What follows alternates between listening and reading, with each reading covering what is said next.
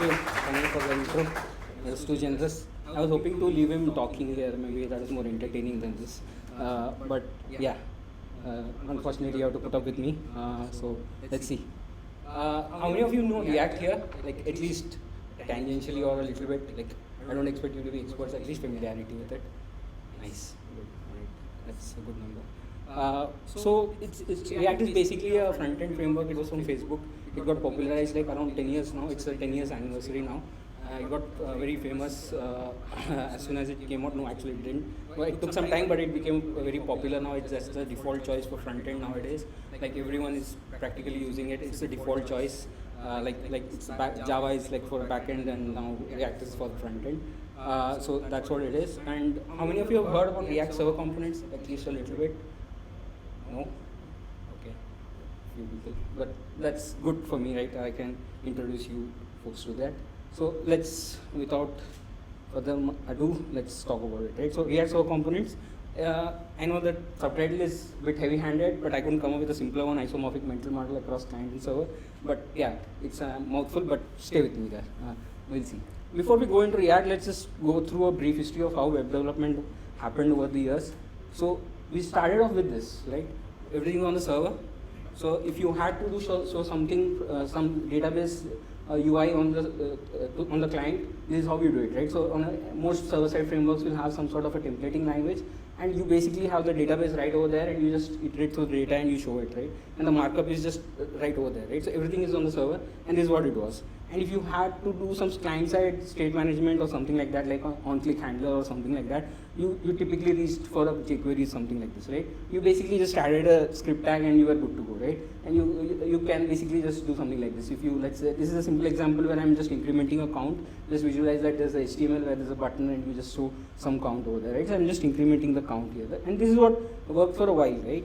But we thought like the clients have become very powerful, browsers are now very powerful, right? We don't need to just do everything on the server. Like basic stuff the client can handle quite well now, right? So we thought like let's see if we can introduce some sort of frameworks, right?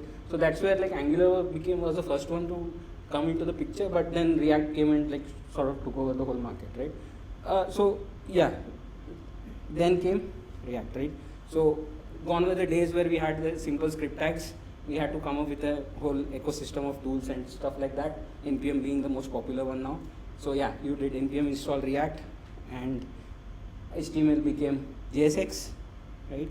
And anything with jQuery, basically it's just there, right? So any state management, like all the event handler and stuff like that now became like this simple set station count. I hope this code is quite readable and familiar and simple. I try to keep it simple. Yeah. And the result was basically this, right? So, because everything is on the client now, we shifted everything from the server to the client, we ended up with a lot of loading screens everywhere, right? Because like unless until the data is coming from the server, the customers cannot see anything. So they end up with seeing a blank screen, or sometimes like this, right? If you are like Uber Eats and Flipkart, then you have a lot of free time and money, so people can spend on this kind of UX, right? So I'm going to parallelly run a live demo of this. So I'm just going to show how that the transition has happened over the years. So I'll just showcase this, right, where everything is on the client. So I'll just run the app.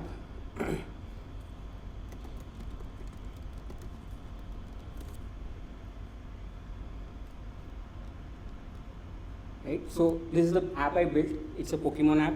I hope you noticed when I loaded, like initially you saw that loading screen, right? Because everything is loading on the client, because unless data comes through, nothing will show up, right? That's the same with everything. So if I click on something, again the client, the browser has to go and fetch the data and show up something, right? So there's a waiting time and stuff takes time to load, right? So this is what everything was, right? So keep this app in mind, and we'll be working with this as we go, right? Right. So eventually what happened is the client side and the server side tech stack like sorted diverged a lot more and more, right? Now it's become a expertise skill required to build anything on each side.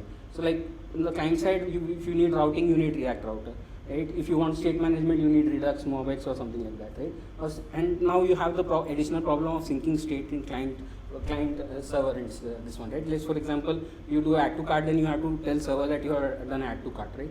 So all those problems start, and you think in components, and the tooling is completely different, right? We have npm, we have webpack, we have Vite, we have yarn, we have pnpm. So the front-end ecosystem is completely different. And the server side, you have API routing, you have databases, you have views, you have MVC frameworks, you have Express, HTTP4K, and for observability, you have ELK stack. Right? So as you can see, these have like become very diverse set of skills. I think this also contributed to the problem of a bad user experience, right? If you think about it, this is also because of that. Like, so if they had designed the API so that this update, this information was available faster, maybe the user won't have to see this loading screen for a long time, right? So this divide has caused this kind of a UX problem as well for customers. I think it's harmed more than helped, right? And the major point, the problem is like whenever we try to merge these two streams together in some way, like full stack development or whatever it is, like with team collaboration or whatsoever, it's been quite challenging, right? This is how it sort of feels like when you try to jump from client to server and server to client, right? Because it's a very divergent stack. It's no longer like where you can just sit and if you, it's no longer those jQuery days, right? You can add some simple logic and you can get over it, right? Because it's considerably complex now. So you can't do this anymore. But unfortunately, servers is an important piece in the language here. So you have to do, server has to be quick and has to have the context of how the UI is built to build a good user experience, right?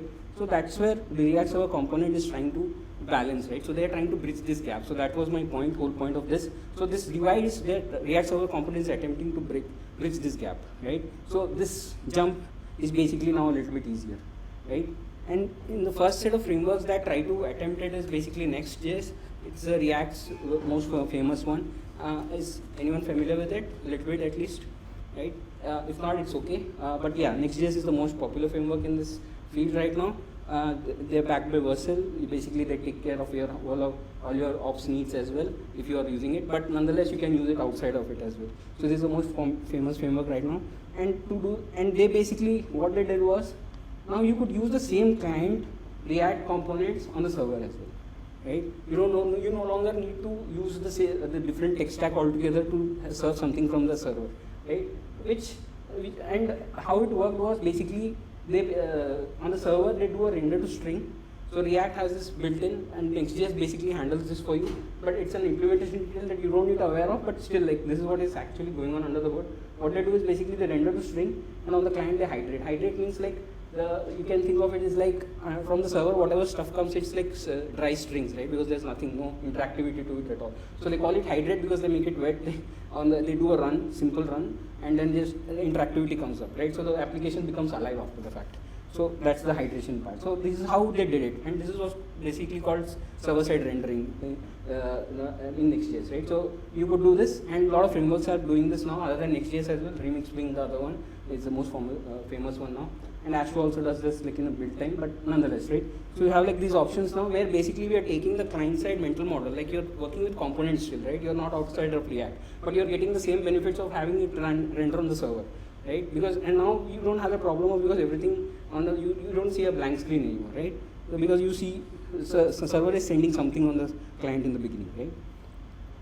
So, but how do you get dynamic data? Basically, Next.js exposes a simple function like get server-side props. It's pretty straightforward in the sense that it's clear what it does. You can basically make database queries right there, right? So, for example, if you want to show count, like in this example, I can do a count, get count db query, and the count is passed as props to the component here, right? So you can just think of it as like whatever the UI you're trying to display, you can get the data and you pass it to the component directly, and Next.js takes care of it for you, right? So with this, like you have the ability to like basically show something on the client, right? So the count is basically here, right? So that's what I'm doing. I'm passing it the count, and from then onwards, you can client takes over, right?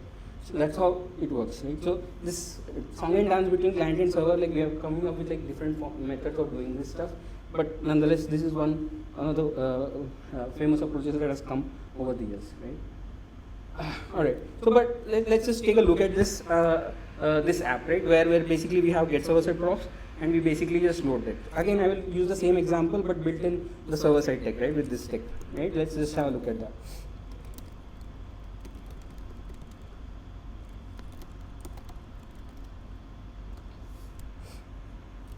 Nice. See, live demos.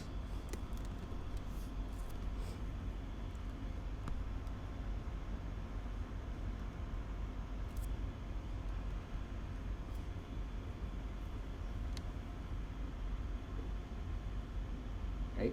So you see the loading screen is gone now. I hope you noticed that. I'll refresh it. No loading screen anymore. The image takes a bit of time to load because that's coming on the client again. But you see that that's no longer there. Right, so let's have a brief look at the code as to how it might be accomplished.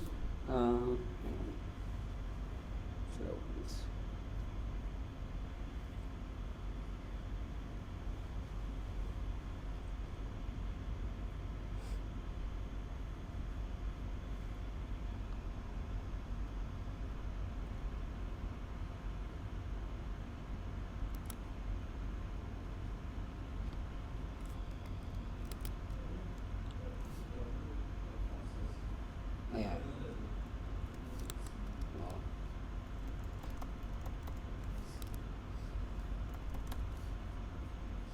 Right. So you have pages. This is how. Okay. This is visible to you, everyone, or if you need me to zoom in a bit more.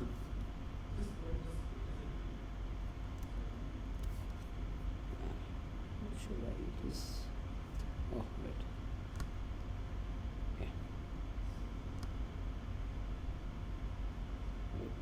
So this is what, like I just showed you folks, right? Get server side props. So what I'm doing is just doing a fetch Pokemon, and this whatever the Pokemon that you are sending across, that is getting loaded over here, right? So over here.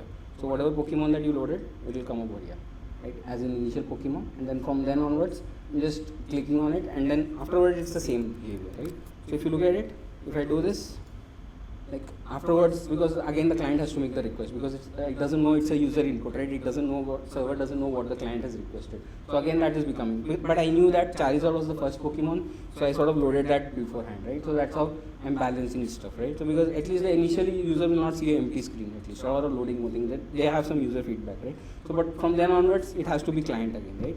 So everything is like this, right? So after that everything is a request again to a client. Right, so you see that loading screen over and over again, right?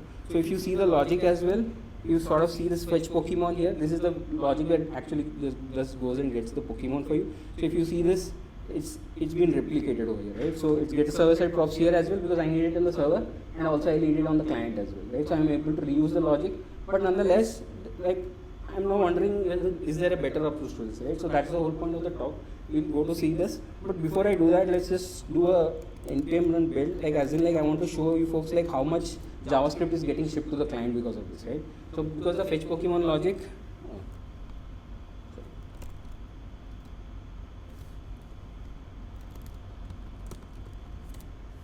right? So we can do a next build, and it will just show you like how much JavaScript is getting shipped to the client. And that will just signal you like, okay, this much is required. So let's just wait for this to finish.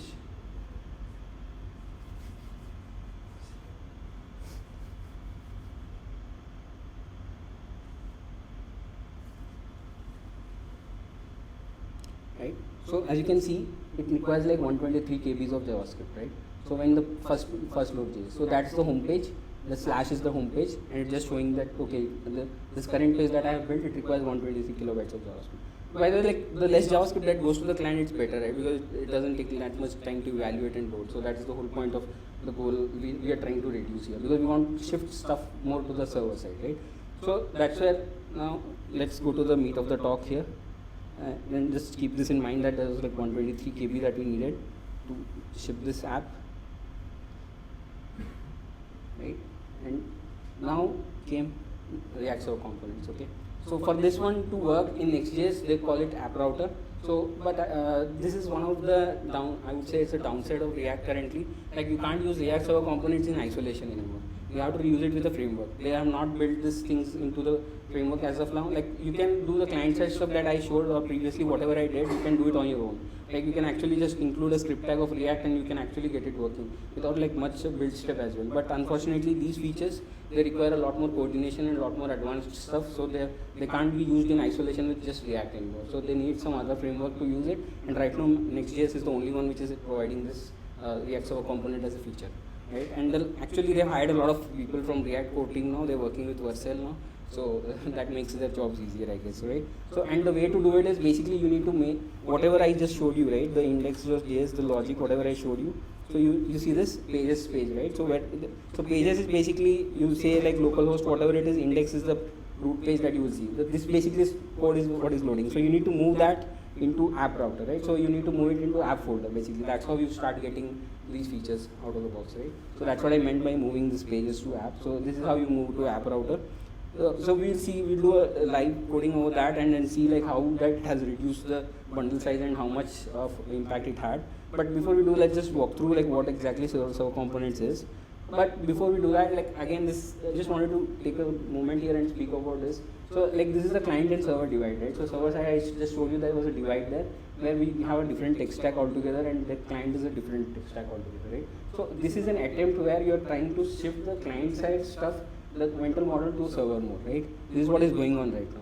So with each technology that we are bringing in the JavaScript side of things, this is what is happening. So we are trying to blur the lines a little bit here and trying to make sure that the client has access to server and like the client mental model, right? Because we are rendering the same React stuff on the server as well, right? So that is the thing that we need to remember, and it's crucial as well, right? Because as I said, we want the user not to see a white screen or a loading screen for a while, right? Because trust me, I work in e-commerce right now.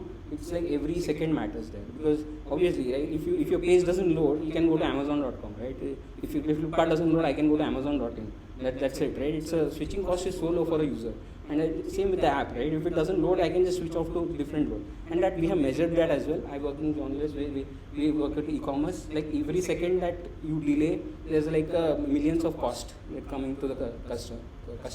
So like that's the reason why you will see like these apps, like they have optimized it to a microsecond because they have to be, because they have to be fast. So the user feedback needs to be quick and immediate. Otherwise it can't happen, it won't work. And these are not internal tools and they're public facing, they need to be fast. So for that, you need some sort of a server interaction in the get-go itself. It cannot be an afterthought. So that is the reason why we are coming up with these techs and technologies over a period of time. And this is where we are trying to emulate the same client-side model onto the server. And this is what React Server is trying to accomplish here, right? So I hope that's clear. So basically components everywhere, right? So we start thinking in components now. So React is the most fundamental mental model that you have to think. That's the most core piece of the whole UI or everything that you do in React, right? The thing is, like, React is not just a server thing or a client thing. Honestly speaking, it's a mental model for building UIs. Okay, if you look at it, like Jetpack, Compose, Swift UI, everyone has now similar model now. So because they are native languages, but they still follow the same thing. Also, the fact that React can actually render on native as well. By the way, like you have React Native as well, right? In fact, you can have React DOM is a separate library altogether. It's not shipped with React. So that just goes to show that you can actually ship multiple formats. There's a React PDF as well. There's like multiple formats, right? So that just goes to show like it's a generic mental model which you can be used like every day. And seems like server is no exception to it, right? You can render it on server as well. So that's what React Server Components tries to do. So this is how server component looks like. So can anyone just take a brief look and tell like what is new here, or if you are familiar with it?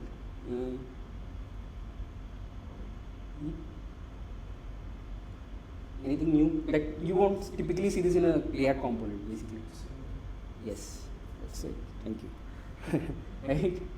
So this is what changes. So to me, like this is like the culmination of all the JavaScript, advanced JavaScript that has come over the years, and all the language improvements and all the mental model improvements that have come and culminated in this, right? Because honestly, can you imagine doing this in promises? It would have been a nightmare, or even a callback system, right? Like all this is possible because the language as well as the platform has come a long way, right? But nonetheless, this is the async part which is like tricky, right? So you didn't have this before, right? So the component itself is C. It's making an async call here.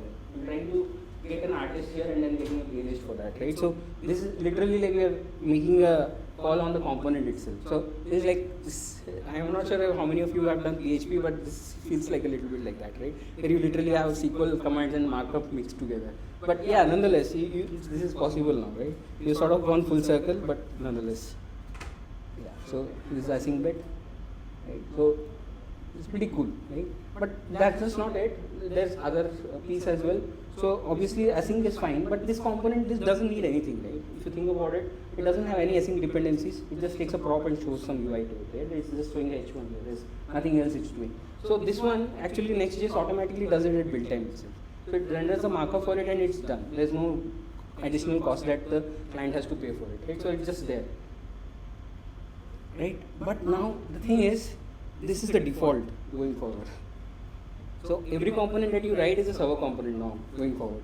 So see, this is what they are trying to suggest, right? Don't shift so much to the client. That's what they mean by that. So they have made the default as a server, not the client anymore. So whatever you do, whatever we have done so far is either at a build time or at a server time. But it doesn't get shipped to the client automatically unless you specify it.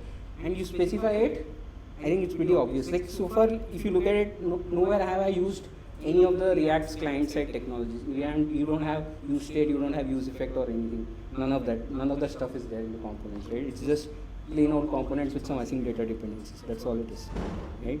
But as soon as I introduce use state, like doing that count thing that I did in the beginning, now I have to mark it as use client.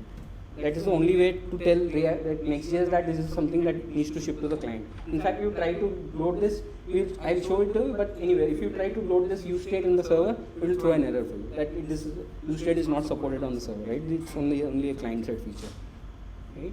So how is this all working, right? So maybe we can do the live demo and then I can talk about this a little bit more. Let's just do a little bit of refactoring there, right? So pray for me. It's a bit tricky one. Alright. So the first step is basically to refactor this. So we need to get, as I said, as I initially hinted at, so we need to move all the stuff to app router, right? And to do that, I need to go into app router. This is the app folder. So what I'll do is I'll just copy it off first. There's the pages, right? So I kept it along here. So I'll just move these things to here, refactor, and they require it to, you call it as a layout component. Layout is basically, I'll just show it to you. Layout.tsx. It's fine. Factor. Right. So now we don't have this. So then we get rid of git server side props. We can get rid of this.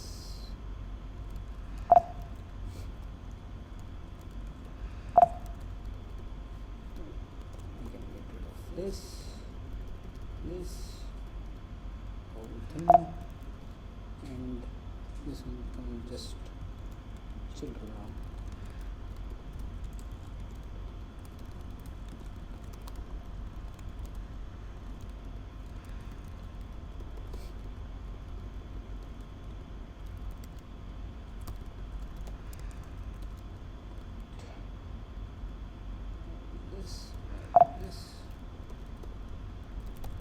I don't have handle sticks anymore, but let's just remove those as well.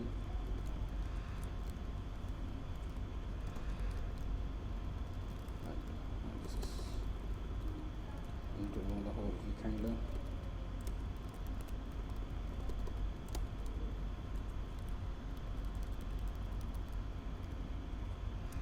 Right. So let's see what loads up.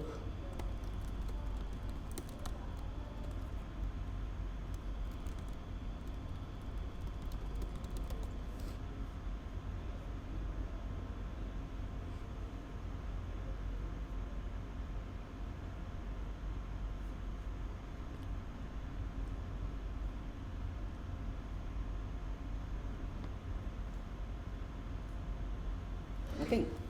Right. So along with the layout, it needs a page.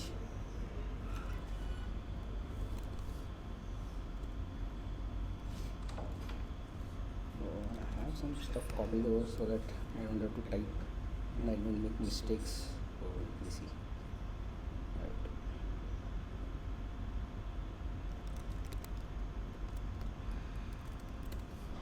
So I hope you see this async components now. This is where we got server components now, right? But before I get ahead of myself and see, nice, it's loading. Awesome, right? Don't mind the UI, please. Some CSS is missing. Let me make sure.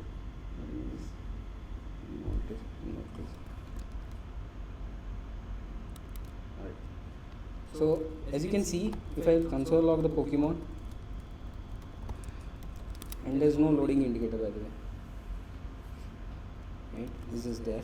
I think I need to get the CSS somewhere.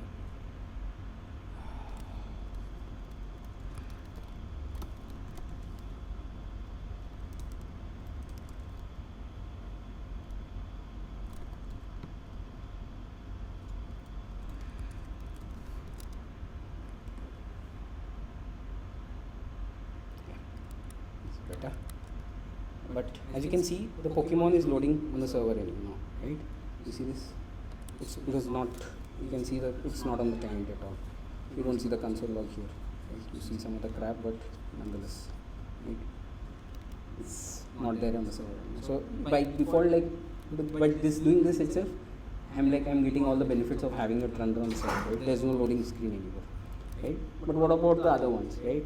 So what do we do about that? So for that, what we need to do is, because it's a dynamic thing, what we need to do is we need to create a new path, because it's a dynamic path, and this is the convention that Next.js you have to follow. You just need to say it's what Pokemon you need to load, and like this you create a new folder and you just say page inside that, right? What happens is, basically whatever this path is, right, this becomes the URL path for you basically. So kind of like this. So whatever you say, localhost / whatever Pokemon name you want to load, that becomes the route now. So you want to say Charizard, then it will load Charizard, right? So if you want to load Bulbasaur, it will load Bulbasaur, whatever it is, right? So I know, and this is a dynamic thing, right? So how do I use this now? So basically like this. Oh, okay. I can type that out.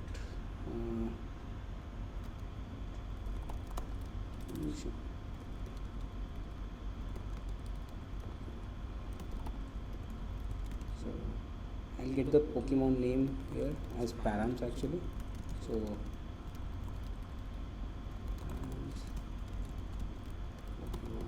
name. So whatever that folder I created, that will come as a param to me like this, right? And now I can just copy the initial Pokemon like this, and I can replicate the same logic over here, right? Nice. See, I am awaiting it, so I need to do a sync. So this is another server component now, but instead of Charizard, I'll load the Pokemon that I have given the path to, right?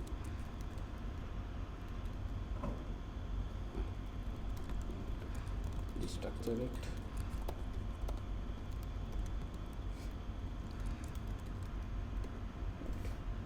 So, and then I can load the same component.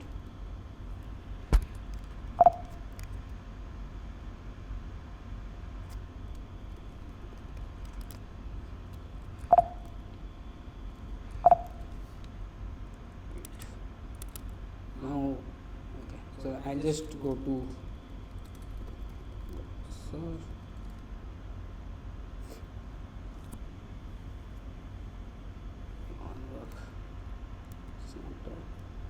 I didn't export it.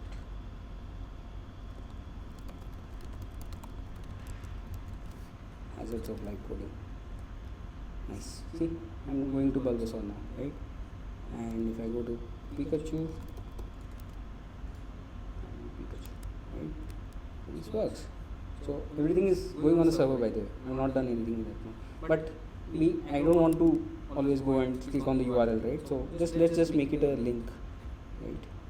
So instead of this becoming a button, now these will become links. I'll just say Charizard.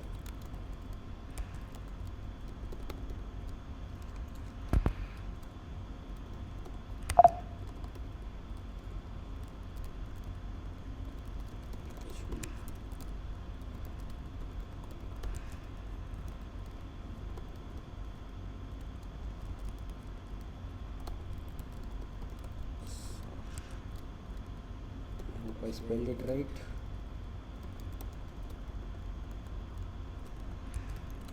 Right, let's go back.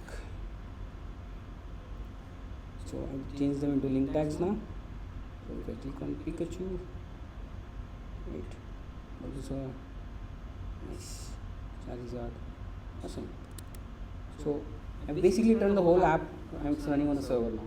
So let's just, if you look at it, that fetch Pokemon was the one that was like the main piece, right? Where you actually do the async call and you go to the server and make the call. So this is where the waiting is happening. And now I'm not none of that fetch Pokemon logic is shipped to the client anymore, right? Because everything is happening on the server. I've never done that now. So let's just do a build again and see how much. Now the JavaScript should reduce, right? Because I'm not that fetch Pokemon function is no longer going to the client. Let's just do that then. Let's just see and how much stuff is going back.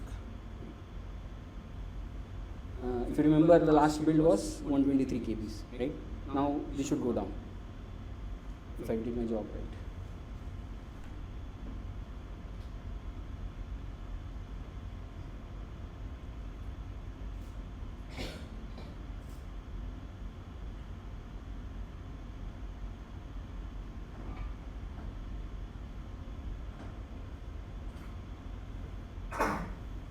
Awesome. How much now?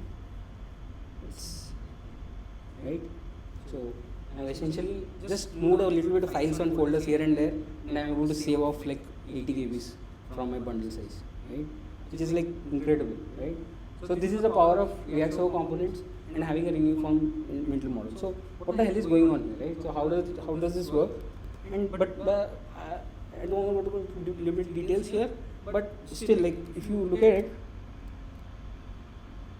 each time you are making a call here, right? So okay, let me start up the server again.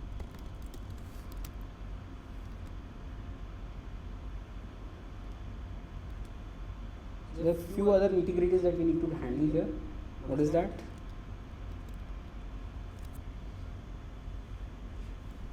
So the loading indicator is relevant here too, right? Basically, when you click on, let's say Pikachu, that server might take some time to respond here as well, right? So you want to show some feedback, because otherwise it might be very slow. So the user might think that nothing is loading. So I click on Pikachu and like nothing might load here, right? So if I click on Bulbasaur, nothing might load here, right? So it might take some time to switch over, right? So the user won't know the time, right? So we need to show some loading indicator here as well, right? So how do you do that? So it's as simple as just adding a, that's it. So whatever the loading log UI is showed there, you just have to display it over here, and you're basically done. So I have already a component built out. I'll just copy there.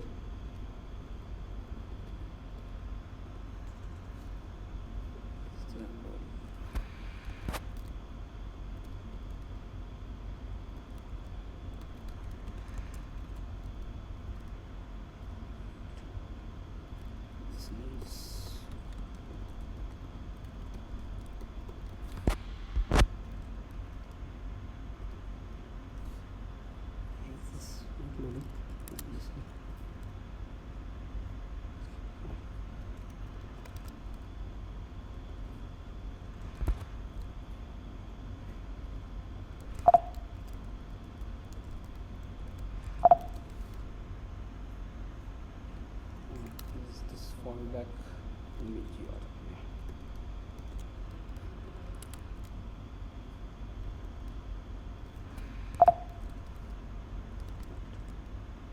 Now, if I click on Pikachu again,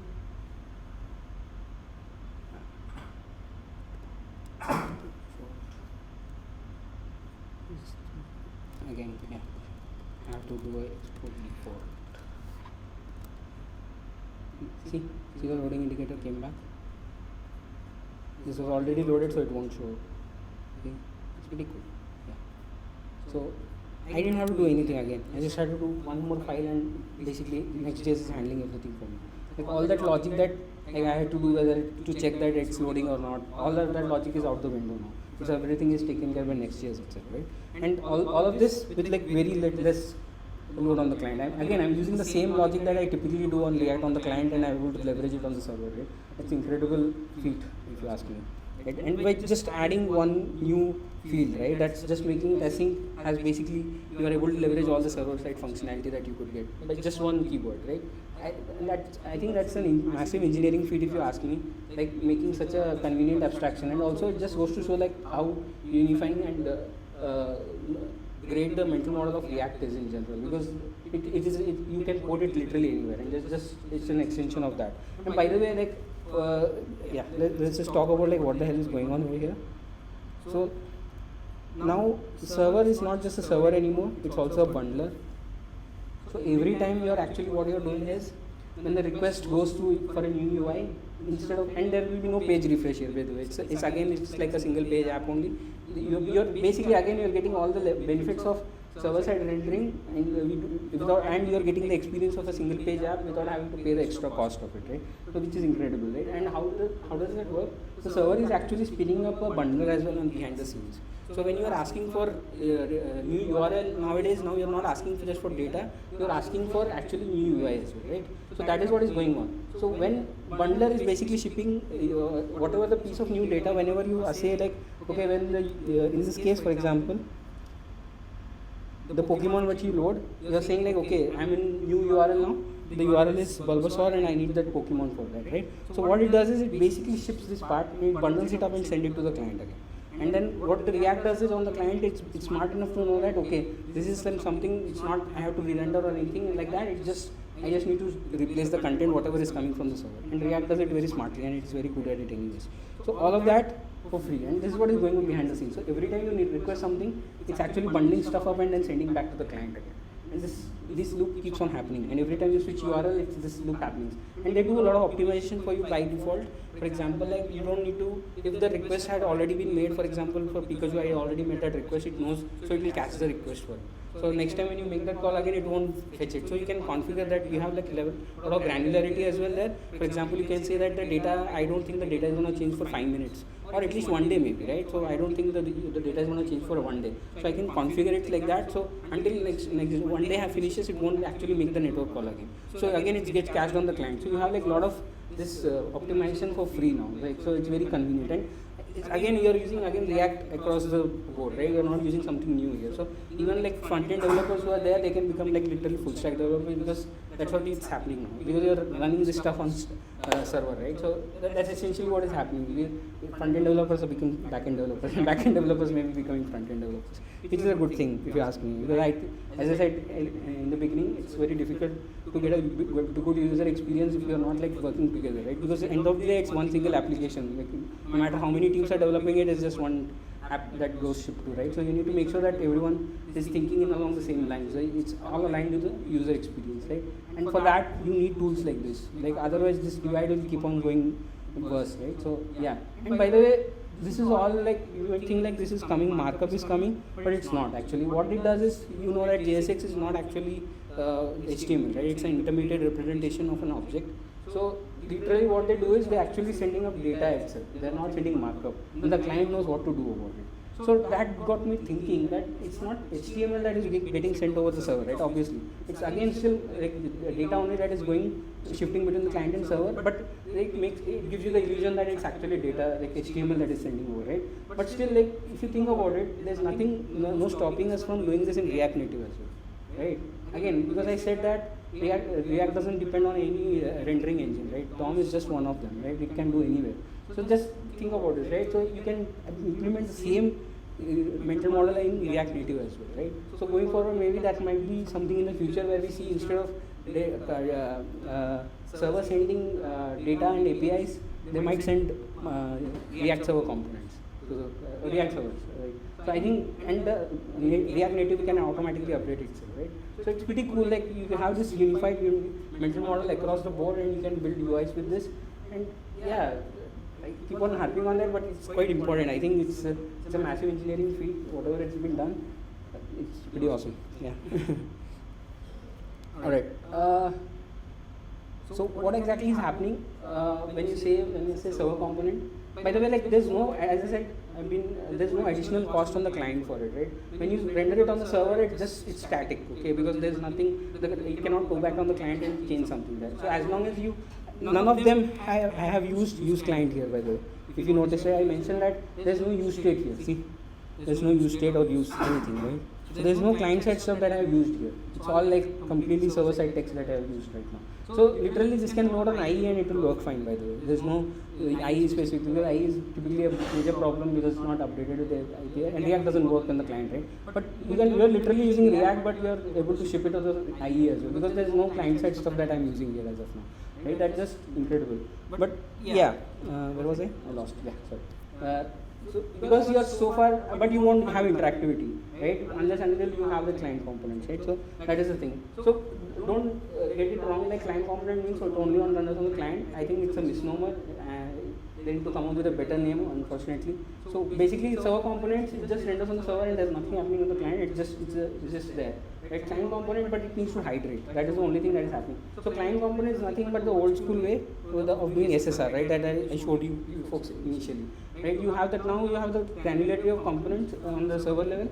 But yeah, if you want that, have to have some client-side functionality, so you need to make sure that you mark it as use client, and then afterwards it's basically as good as like having SSR. So you still get the SEO benefits and you're having some markup, but again there is a cost to it, right? Because again client needs to do something there, so it has to do again something stuff over there. So that is the thing that I want to make sure everyone got. It's not markup that is getting sent over and this one, right? So this when I say client component, it doesn't mean like it's a pure client-side component again. It's like they are rendering it on the string and then sending in the and then doing hydration there. So yeah, and that's how you get interactivity and stuff like that. All right. So let's take do a live coding example of client component, because so far whatever I've done, it's all on the server. I just wanted to show like how does this client component work. Alright, so for that what I have done is, if you remember what I talked about, all this navigation and all, it's all client side, it's happening on the client, right? Because when you click on the link, because Next.js is we are not using Ahrefs here, right? If you look at it, I'm using the link component. This is coming from Next, right? It will render as an Ahref, but it's not actually an Ahref. So it's actually doing the transitions over for you, right? So when you click on a link, what it is doing is it's going and fetching the content for that URL, right? For example, when I click on Bulbasaur, what it will do is it will go and fetch the content based on this URL thing. It will go to this Pokemon and it will find the page and it will get the data, whatever you are sending, right? And it will render this, right? This is a React Server component and it will replace the content over here, right? So it's all this happening on the client only. Now let's say, but I want to show like this is an active link, right? For example, now I'm not highlighting any of the links here. For example, it's Charizard. I don't know that I have clicked on Charizard, right? I've clicked on Pikachu. But again, this is a client side feature because it's happening on the client. All the thing that is happening. So I need the client side features here, right? So let's build a component where basically it's aware that it's an active link, right? So let's call that component an active component, a nav link.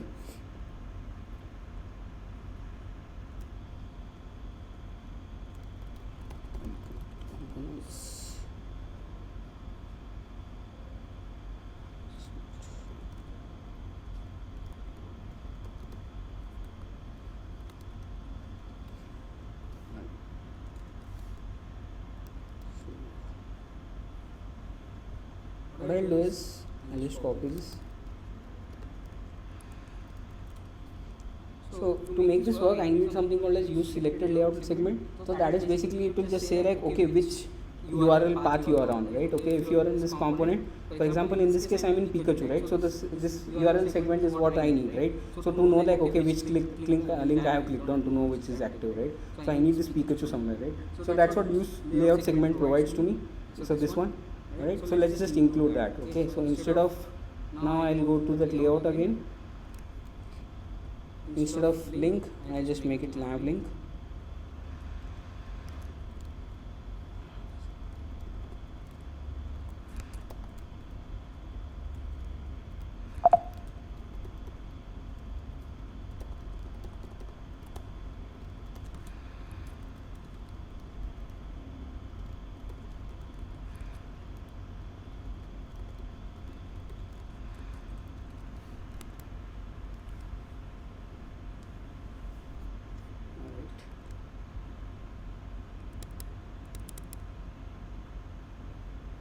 Right, so if you see this, you get an error, right? So what I will use, client token server component. See this, right? Because I'm using this use selected thing, right?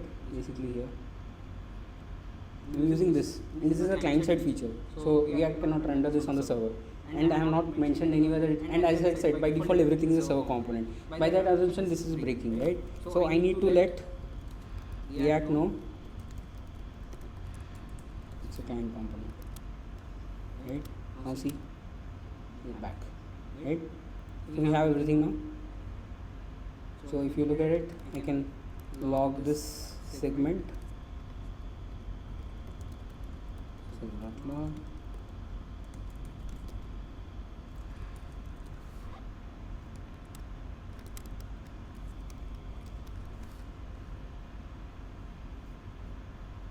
So if I click on a link, nothing will happen.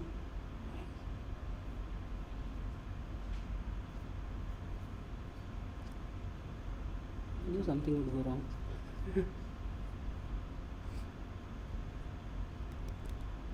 Oh, it's coming on the server itself. How is that possible? Okay, as I said, it will render both places, right? It won't just here, but it should have shown up here as well. This is what I wanted to showcase. Like, for example, you can see that server getting logged over here as well. As I said, client component renders both sides, right? It's not just on the client, it's on server end as well, because you need the feature over here, so that's how it's basically working. So, but I think the active class should be applied as such. It's not. Yeah, for example, now I know that Pikachu is active, so you can see that it's active. I haven't added any classes, but nonetheless. So now it should be Bulbasaur, which is active. So yeah, the logic is working, and let's just for our safety's sake and make sure that no additional cost has been paid for this as well, because we introduced the client component, right? So let's just do a build again, just make sure that there's no cost to it.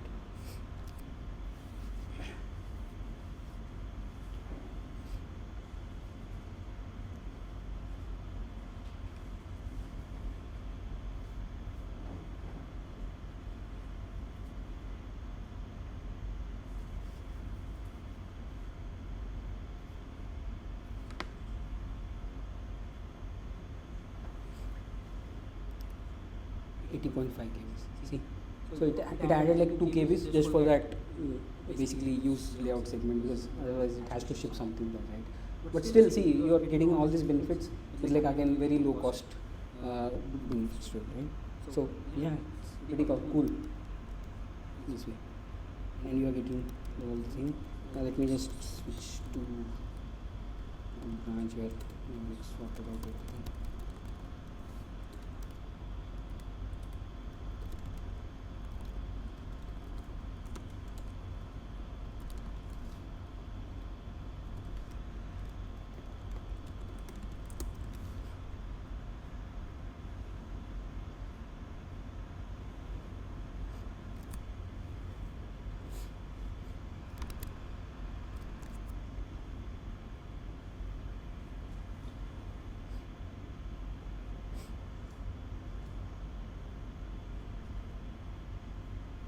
So this is the final demo with all the issues resolved. Right? So you can see that it's getting highlighted as well, right? Pikachu and everything. This is a client-side feature that is working fine. So yeah. Let's go back there. So this is clear. When I am saying use client, it doesn't mean that it's just running on the client. It's actually running on the server as well. This is that you have the benefits, but whatever the additional cost that you're paying for that little bit of stuff that you're adding for client-side interactivity, that gets added to the client. But even then, it's quite cheaper, right? You don't have to pay for it. Right. So it's all good then. Unfortunately, no. So what has happened is mental model is quite getting complicated. Despite it, the thing is the things that make it great is also something that's making it worse, because like you don't know where is running where. So let's say you put something if I put use client on, like let's say the root layout over here, right, which I can do. Let's say for example I put it here. So whatever stuff that is coming down from there, it's all coming on the client. So you basically made it like you're shipping the whole thing onto the client there. So you have to be very careful here, like where you're putting that use client, you have to be very careful. You need to know that only the stuff that you need that needs to on the client, you need to mark it as that, and you need to do some refactoring. So you need to think ahead before you make these changes, right? You cannot just jump and make sure that you will get these benefits. I have created a demo as such that it's convenient to do. Unfortunately, it's not. You have to think it through a little bit, make sure that you are putting it in the right place. And like most of the companies right now, I'm not sure if they're thought through this, because they didn't think when you design the code base, we didn't have these features, right? So most of them would have to make like a lot of big changes to get it working with these new features. Right, so which is, yeah, if you ask me, this is a breaking change, unless if you want to use this, right? Because even though they will say that it's like you can gracefully upgrade it and all so on and so forth, but to get the best out of this feature, you need to actually literally rewrite a lot of things, right? So I would suggest that this is a breaking change from React, But and also the fact that you have to use it with Next.js was also a bit of a put off for me, because again I don't like that there's another framework that is owning React now right now. So it's a bit weird phase right now, and we are moving into some new territories. Let's see how it works out. Versal is like funded and very well back, so I'm not worried. But nonetheless, it's in a weird phase. So I would say. Alright, so hard to integrate into existing systems. The problem with this approach, like basically Next.js is now taking over the whole stack, right? So front end, back end and everything. So they need control over each and every aspect of how you are rendering stuff, because the order of loading is important now, because it doesn't know when what is coming and when something is not coming, because it's all in the component level, so it needs to know that ahead of time, right? So and it knows that by using the component logic it sees, right? So how do you sort that out? So that comes with a cost, because you have to import everything with Next.js, otherwise it won't work. So for example, like a simple links style CSS tags also won't work anymore, which is a shame if you ask me, right? If you have like a script tag also, like where you have some small logic that you have done earlier, I could just add it as like a normal script and it would have worked fine. Now it won't work anymore, because again the order of scripts matter, and Next.js needs to know beforehand like how you're loading stuff. So all this is breaking. So as I said, it's in fact we are trying to integrate into our company, our code base right now, and it's like breaking everywhere, because we don't know where what is needed and how it's loading, and it's like it's not even failing gracefully, like we don't even know why it's failing. So it's failing with like very lot of silent errors, which is like very dangerous, right? And sometimes what is happening is it's like switching on to complete client side rendering as well.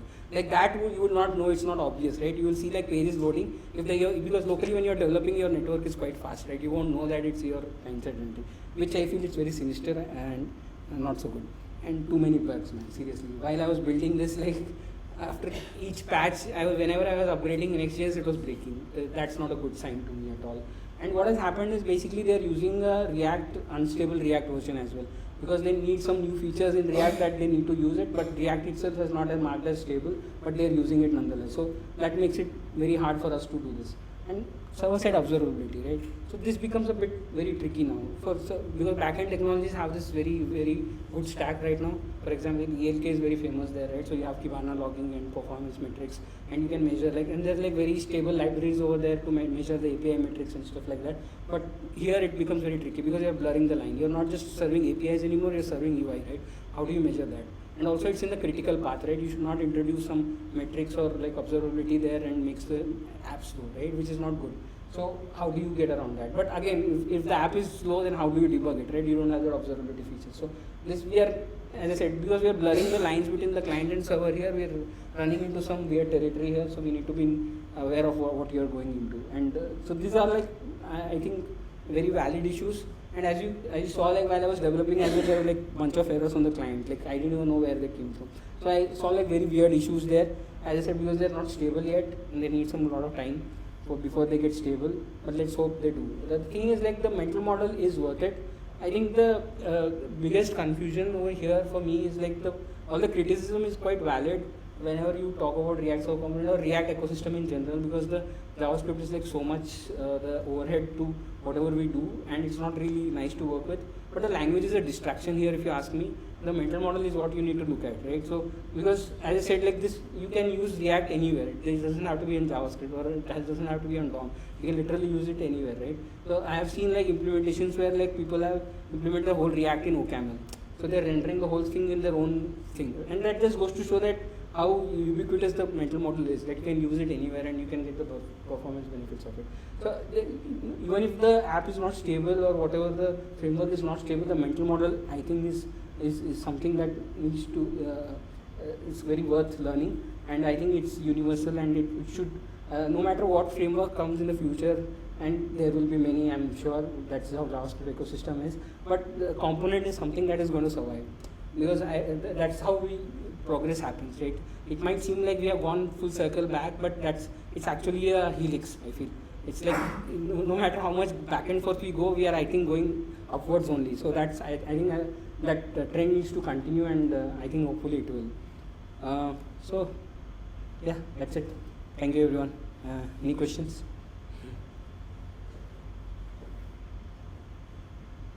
No? Sure. All right. Like, I'll ask a question. So, like, you said you're trying to implement it on the client as well. So, how do you, like, are you migrating existing components? How do you are you going to do that? Yeah, it's quite tricky, as I said. Like, so you need to be sure that all the components are like compatible with the current this ecosystem now, right? So you need to think through. For example, the design system, all the components are like front end facing. If they have any client side logic, they have to be marked with use client. But if you put it on everything, you are essentially going back to the same thing, right? So you need to think through. So we need to work with all the teams that are currently available. We are working with. We have a design system team separately, right? So working with them, and again our app also, right? We need to make sure that wherever we put those use client and wherever we are putting that granularity needs to be there, and we are making sure that we are not shipping too much stuff on the client. So yeah, so it can be a tedious task. Anything else? Sure. Uh-huh. Yeah, correct. So, how does the href decides the target? Is it by convention? Correct. So that's what it is. Yes, basically. So if you go, I am just using the next link here under the hood. If you look at it, right? So I initially used link directly, right? But I needed to know that when the link is going to be active. For that, I needed a client side feature. So I just wrapped it in something else. So under the hood, it's just link. But what it's doing is it's taking over whenever you click on href, right? Ahref, whatever it is, it does a event prevent default under the hood, and it takes over the routing for you. So it becomes client side transition instead of the server taking care of it.